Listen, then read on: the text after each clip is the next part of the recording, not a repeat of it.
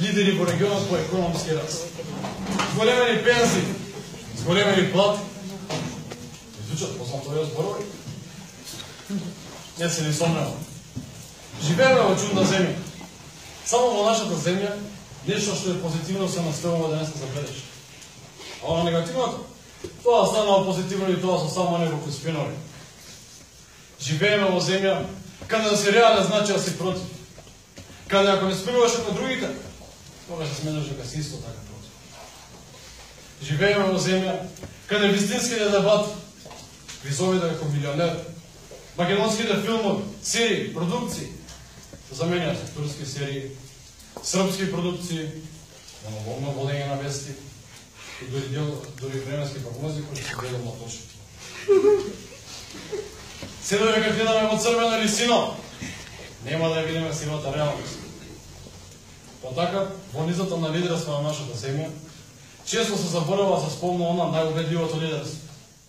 А тоа е заменувањето на секој втори интелектуален капацитет од земјава. И тоа помалку од 25 години. Нормално. Ова не е официјално. Бидејќи Република Македонија нема спроведено попис на население. Но да, видиме реални, барем не сме сами тука. Тука се и братските земји како Сиера Леоне, Бурунди, кои што верували или не, исто така нема спроведено попис.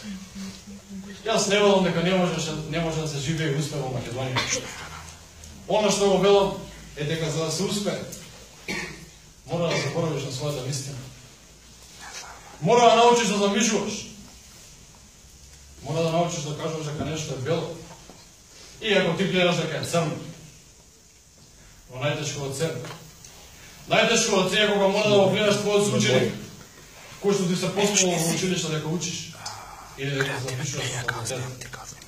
Додека тој наместо во училиште се навраќа во штаб, по некое време, ти има автотраковна функција.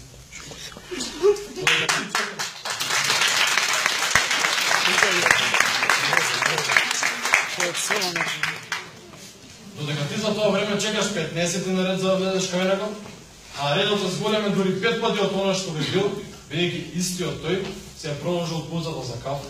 И тоа во најудариот термин. Епа токму ова влие врз младите. Токму ова влие врз нивната волја, нивното заменување од земјата. И не само врз младите. Туку е квадрирана ефикасност на институциите, кои што треба и мора да бидат во служба на сите граѓани. Толку многу сме фокусирани на сегашност. Сега да ни убаво и удобно. Сметка не е нина. Јас не обвинувам никого конкретно. Сите заедно живееме овде и сите заедно создаваме ситуацијата онаква каква што е. Јас велам, ајде да се подобриме живеачка. Не краткорашно, како досега што се прави. Туку долгорашно. Јас предлагам, ајде сите да бидеме опозиционери. Да, добро. Опозиционери. Опозиционери и на опозицијата, и на опозицијата. Кога нешто не чини, сите да кажеме дека не чини. Кога нешто е добро, сите да го пофалиме тоа што е добро. Да поставиме на црвена линија која што политичарите нема да смеат да ја преминат. Инаку, со ваква слобода, наравно кажано, политичарите не водат чутло, а празно. Или, што би рекол тајзи војна својата песна. Джак. Джак. Сите рамбана за джак. Кало да се рече. Се тоа.